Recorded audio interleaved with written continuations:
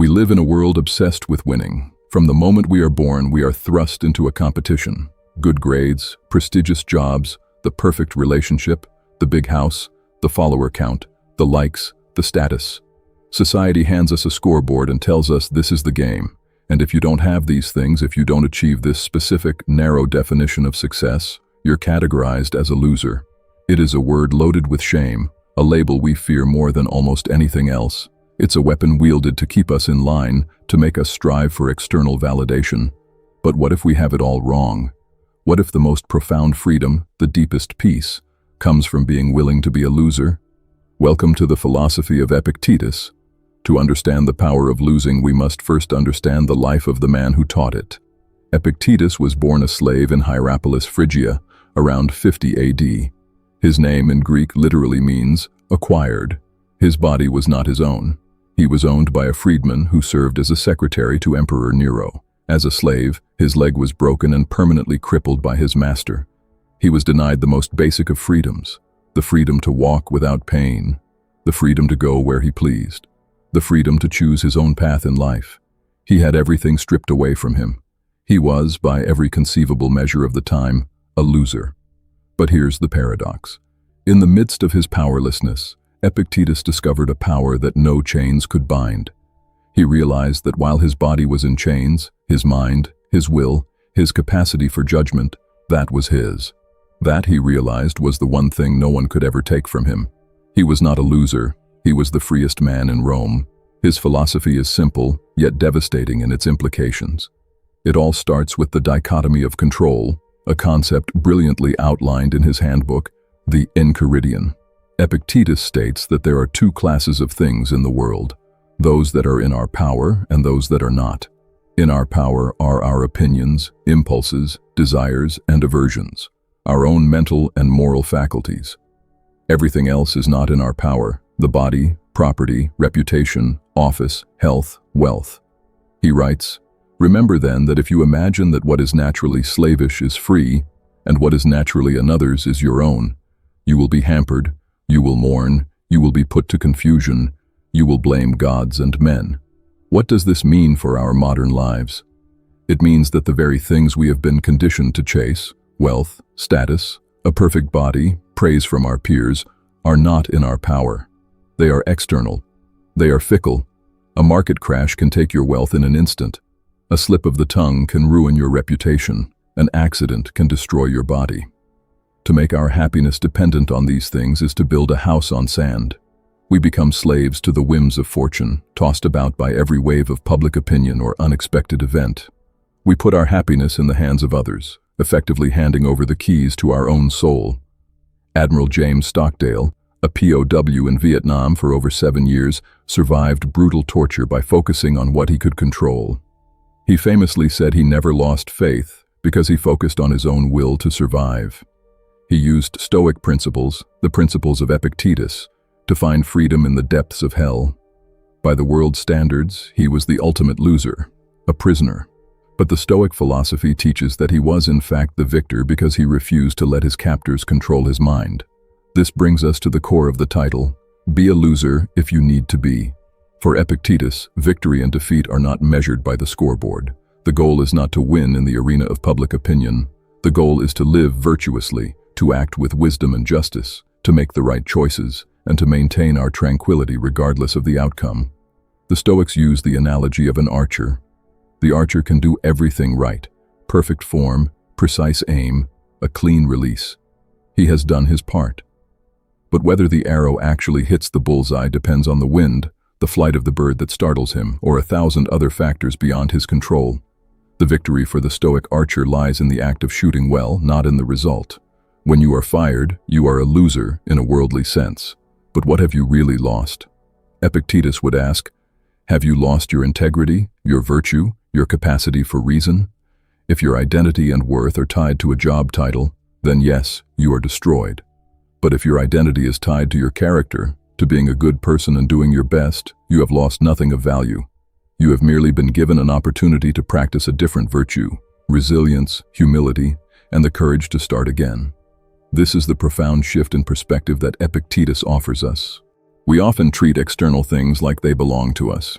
We say my money, my reputation, my body, but Epictetus argues that you are, in fact, putting yourself in a position of weakness. When you say my reputation, you are making a false claim. It belongs to the people who judge you. It's theirs.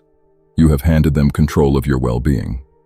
To be a loser in their eyes is terrifying because you think you've lost your reputation.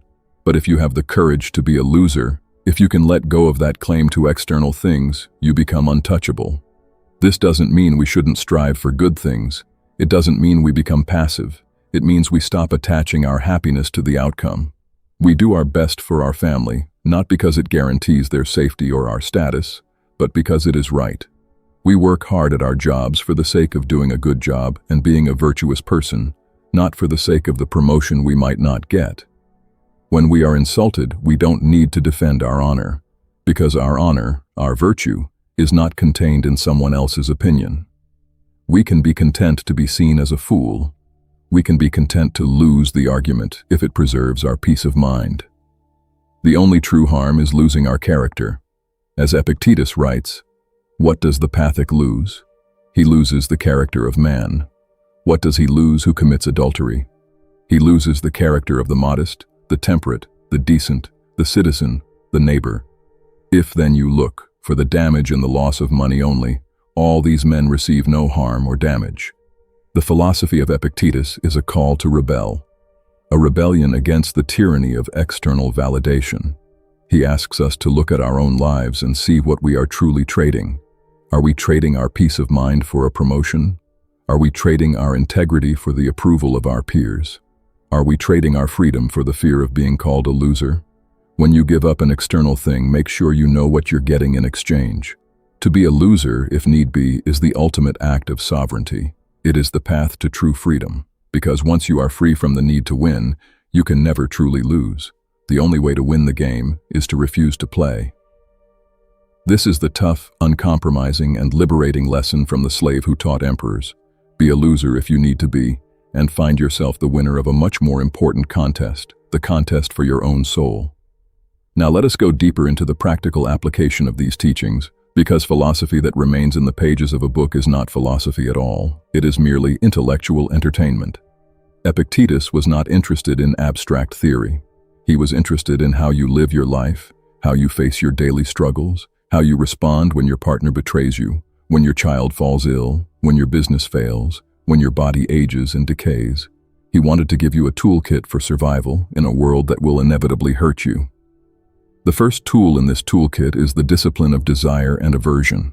Epictetus teaches that we should not desire what is not in our power, nor should we try to avoid what is not in our power. This sounds simple, but it is perhaps the most difficult thing a human being can do. We desire wealth because we fear poverty. We desire status because we fear insignificance. We desire love because we fear rejection. Every desire is paired with an aversion to its opposite. And every time we desire something outside our control, we set ourselves up for disappointment. Every time we try to avoid something outside our control, we set ourselves up for anxiety. The solution, according to Epictetus, is to redirect our desires and aversions exclusively toward what is in our power. Desire to be a good person, not a wealthy one.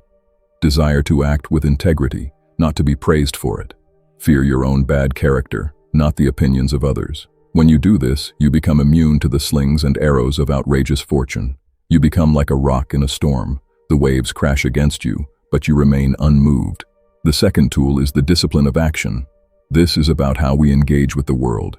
Epictetus teaches that we should act with care, with diligence, and with social concern, but we must always remember that the outcome is not up to us.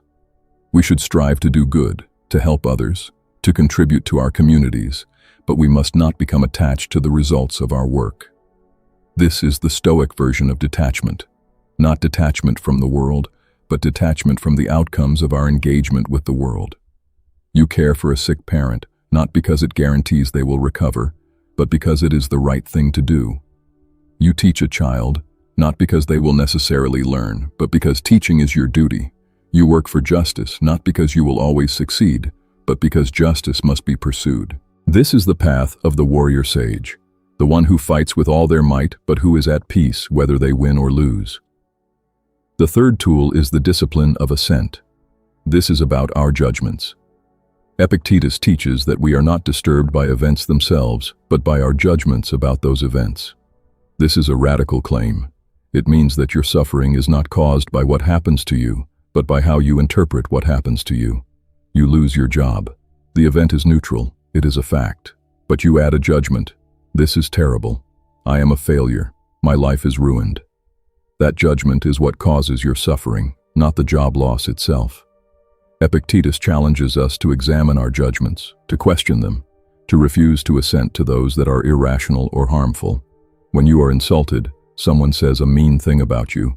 That is just a sound wave. You add the judgment that it is a devastating attack on your worth. That judgment is your choice. You can choose to assent to it and feel crushed, or you can choose to withhold assent and remain serene. The Stoic does not say that insults don't hurt. They do. But the Stoic trains themselves to recognize that the pain comes from within, not from without. And what comes from within can be controlled. Let us consider what it truly means to be a loser from the perspective of Epictetus. The world defines a loser as someone who lacks external goods, money, fame, power, beauty. But Epictetus turns this definition on its head. For him, the true loser is not the one who lacks these things, but the one who has made their happiness dependent on them. The true loser is the billionaire who lies awake at night terrified of losing his fortune. The true loser is the celebrity who is consumed by the need for adoration and crushed by the slightest criticism. The true loser is the politician who sacrifices their integrity for power. These are the people who are truly impoverished. They may have everything the world values, but they have lost the only thing that matters, their own inner freedom. They are slaves to their possessions, slaves to their reputations, slaves to their own insatiable desires. And yet, they are pitied by no one. Everyone envies them. Everyone wants to be them. This is the great tragedy of modern life. We are all running toward a prison, convinced it is a palace. The one who has nothing but their own virtue is the richest person in the world. The one who has everything but no virtue is the poorest. This is the inversion of values that Epictetus offers us. It is a radical, countercultural, almost blasphemous way of seeing the world, and it is the only way to be truly free. Let us also consider the concept of preferred indifference. This is a subtle but crucial part of Stoic philosophy. Epictetus does not say that external things are bad or that we should not prefer them. He says that they are indifferent with respect to our happiness and virtue, but they are not indifferent with respect to our preferences. You can prefer to be healthy rather than sick. You can prefer to be wealthy rather than poor. You can prefer to be respected rather than scorned. But you must not attach your happiness to these preferences. They are nice to have, but they are not necessary. They are like a game. You can play the game and try to win, but you must never forget that it is just a game. Your true worth is not at stake. Your soul is not on the line. When you can hold external goods lightly, when you can enjoy them without clinging to them, when you can lose them without being destroyed, then you have achieved a level of freedom that most people will never know. You can play the game of life with joy and passion, but you will never be a victim of it. You can be a loser in the game, but you will always be a winner in the only contest that matters, the contest for your own integrity. Now let us apply this to the specific fear of being a loser that plagues so many of us. This fear is one of the most debilitating emotions a person can experience. It stops us from taking risks. It stops us from being authentic. It stops us from living the lives we actually want to live. We stay in jobs we hate because we fear the judgment of others. We stay in relationships that are dead because we fear the shame of failure. We wear masks and play roles because we fear being seen for who we really are. We conform to expectations we never chose because we fear being cast out of the tribe. All of this is slavery. All of this is a slow death of the soul, and it is all driven by the fear of being a loser. Epictetus offers us a way out. He says, ask yourself, who is the judge? Who gets to decide what a loser is? Society? Your peers? Your family? The strangers on the internet? Why have you given them this power?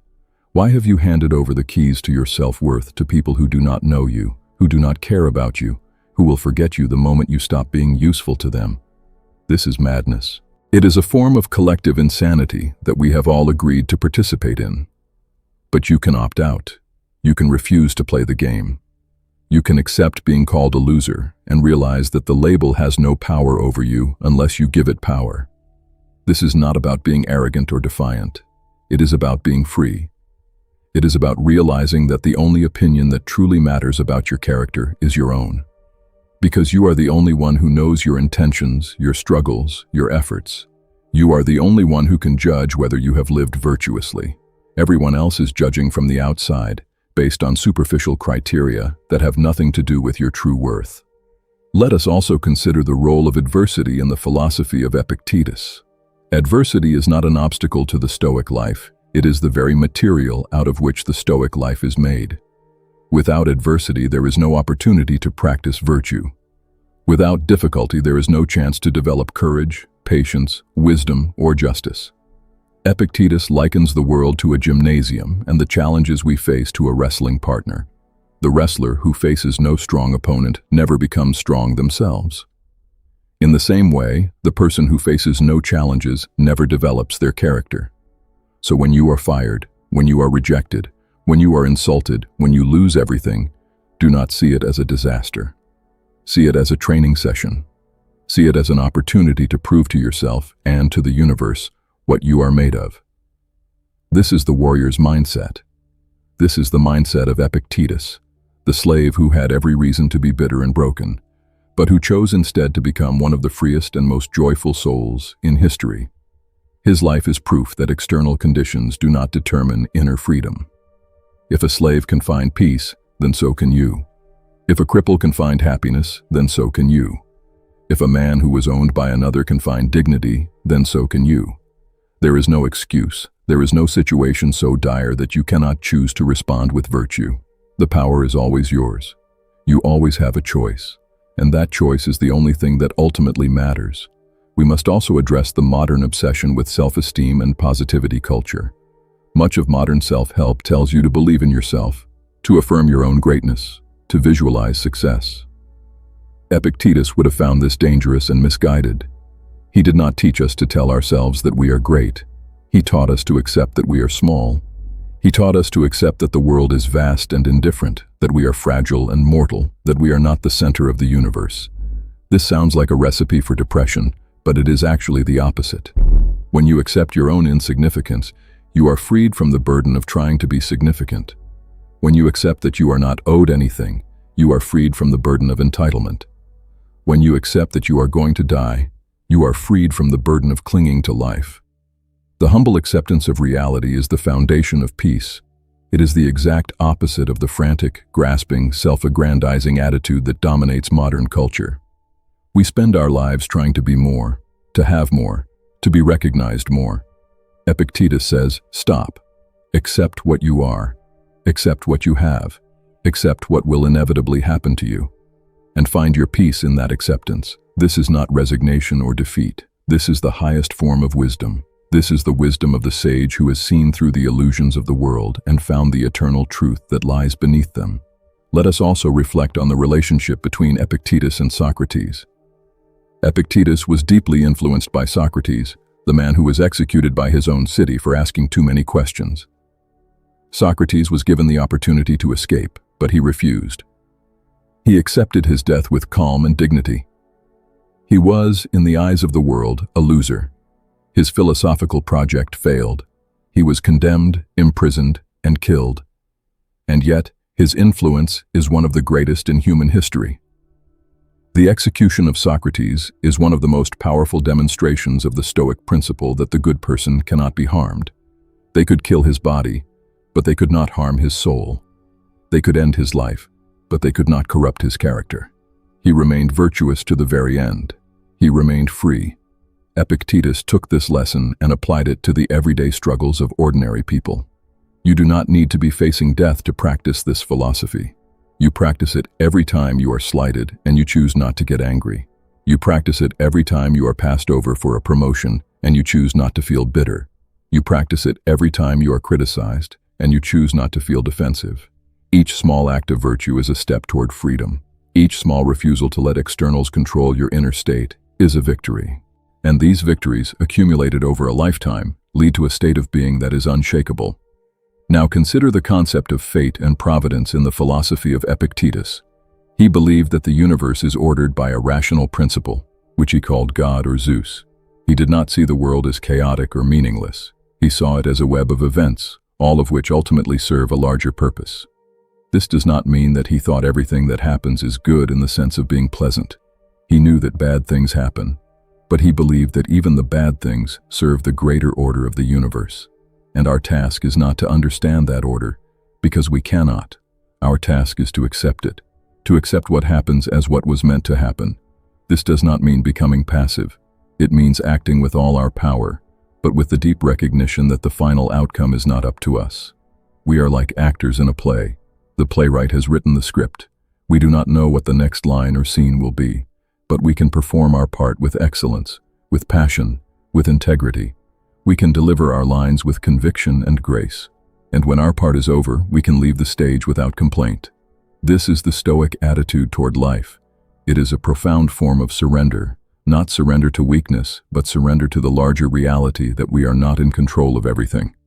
It is surrender that is actually an act of strength, because it requires us to let go of our desperate need to micromanage the universe. It is surrender that gives us peace, because it releases us from the impossible burden of trying to make everything turn out the way we want. When we accept that we are not in control, we are freed from the anxiety of trying to be in control. We are freed to focus on what we can actually do, which is to live virtuously in each present moment. Let us also examine the practice of negative visualization, which is not explicitly from Epictetus, but is deeply consistent with his teachings. Imagine losing everything you have, your wealth, your health, your relationships. Imagine being alone, impoverished, and despised. Why would you do this? Not to depress yourself, but to inoculate yourself against fear. When you confront the worst-case scenario in your imagination, you realize that you could survive it. You realize that your happiness does not depend on these external things. You realize that even in the worst circumstances, you can still be virtuous. You can still be calm. You can still be free. This practice destroys the fear of loss. It makes you grateful for what you have, because you know it could be taken away at any moment. And it makes you prepared for loss, so that when it comes, you are not devastated. You have already rehearsed it. You have already accepted it. You are ready. This is not pessimism. It is a form of spiritual strength training. It is the practice of embracing reality without the rose-colored glasses. It is the practice of becoming someone who cannot be shaken by fortune. We must also address the issue of death, because death is the ultimate fear, the ultimate thing that makes us feel like losers. From the perspective of Epictetus, death is not an evil. It is simply a natural event. It is a change. It is the end of our current existence. But if we have lived virtuously, we have nothing to fear. We have done what we were supposed to do. We have fulfilled our purpose. We have played our part in the play. Now it is time to leave the stage. Death is not a defeat. It is the final act of a well-lived life. The only real defeat is to live in a state of fear, to compromise our values, to waste our precious time on things that do not matter. That is the true loss. That is the true failure. Epictetus teaches us to see death not as an enemy, but as a natural part of life.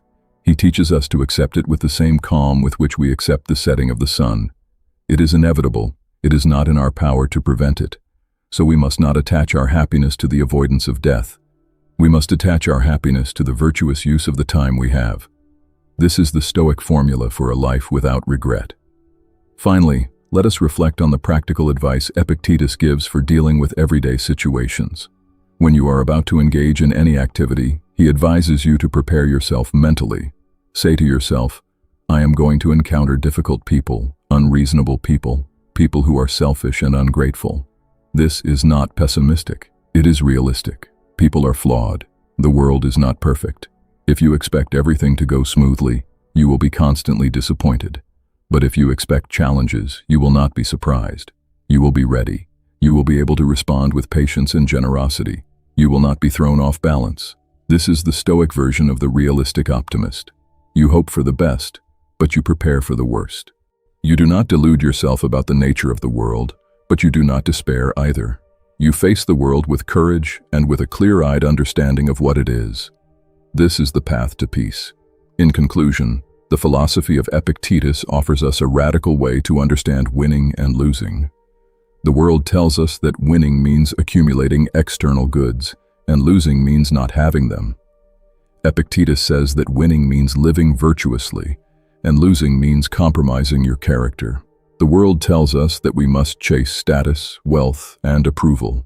Epictetus says we must chase wisdom, integrity, and inner peace. The world tells us that being a loser is the worst thing we can be. Epictetus says that the only true loser is the one who has lost their own self-respect. So be a loser if you need to be. Be willing to stand alone. Be willing to be misunderstood. Be willing to be poor, obscure, and ridiculed. If that is what it takes to live with integrity, then embrace it. Because in that embrace, you will find a freedom that no one can take from you. You will find a peace that passes all understanding. You will find that you are not a loser at all. You are the winner of the only contest that matters. And that contest is the contest for your own soul. I'll see you in the next one.